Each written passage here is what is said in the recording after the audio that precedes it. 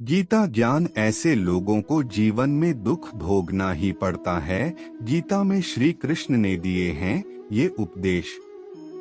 गीता ग्रंथ का ज्ञान हर मनुष्य के लिए जरूरी है।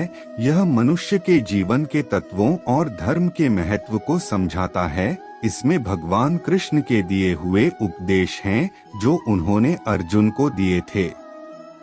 श्रीमद् भागवत गीता हिंदुओं का पवित्र ग्रंथ है। इसमें जीवन का पूरा सार बताया गया है। गीता में भगवान कृष्ण के उन उपदेशों का वर्णन है जो उन्होंने महाभारत युद्ध के दौरान अर्जुन को दिए थे। गीता में दिए उपदेश आज भी उतने ही प्रासंगिक हैं और मनुष्य को जीवन जीने की सही राह दिखाते हैं।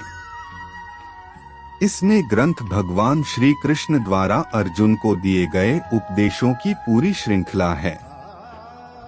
गीता में जीवन के अर्थ को विस्तार पूर्वक बहुत खूबसूरत तरीके से समझाया गया है। गीता का अनुसरण करने वाला व्यक्ति जीवन में कभी असफल नहीं होता है। गीता में श्री कृष्ण ने बुद्धिमान व्यक्ति की पहचान बताई है। गीता के उपदेश। गीता में श्री कृष्ण ने कहा है कि समय कभी एक जैसा नहीं रहता है, यह हमेशा ही बदलता रहता है। इसलिए हमें कभी भी एक परिस्थिति में नहीं रहना चाहिए। जो लोग दूसरों को बेवजह रुलाते हैं, उन्हें भी आगे चलकर रोना पड़ता है। जो लोग दूसरों को दुख देते हैं, उन्हें भी अपने जीवन में आगे चलकर दुख भोगना पड़ता है। गीता में श्री कृष्ण ने बुद्धिमान व्यक्ति की पहचान बताई है। गीता के अनुसार सबसे समझदार और स्थिर बुद्धि वाला व्यक्ति वही होता है जो सफलता मिलने पर अहंकार में नहीं करता है और विफलता मिलने पर गम में नहीं डूब जाता।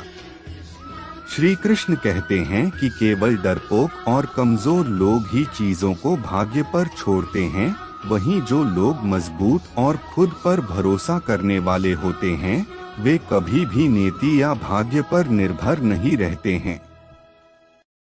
गीता के अनुसार कभी भी सिर्फ दिखावे के लिए अच्छा नहीं बनना चाहिए, क्योंकि परमात्मा से कुछ भी नहीं छिपा है।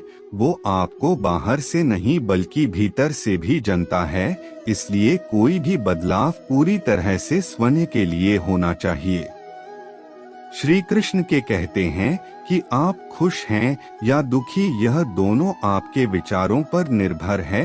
अगर आप प्रसन्न रहना चाहते हैं तो आप हर हाल में प्रसन्न ही रहेंगे, लेकिन अगर आप बार बार नकारात्मक विचार लाएंगे तो आप दुखी ही होंगे। विचार ही हर व्यक्ति का शत्रु और मित्र होता है। श्री कृष्ण कहते हैं किसी के साथ चलने से ना तो कोई खुशी मिलती है और ना ही लक्ष्य। इसलिए मनुष्य को सदैव अपने कर्मों पर विश्वास करते हुए अकेले चलते रहना चाहिए।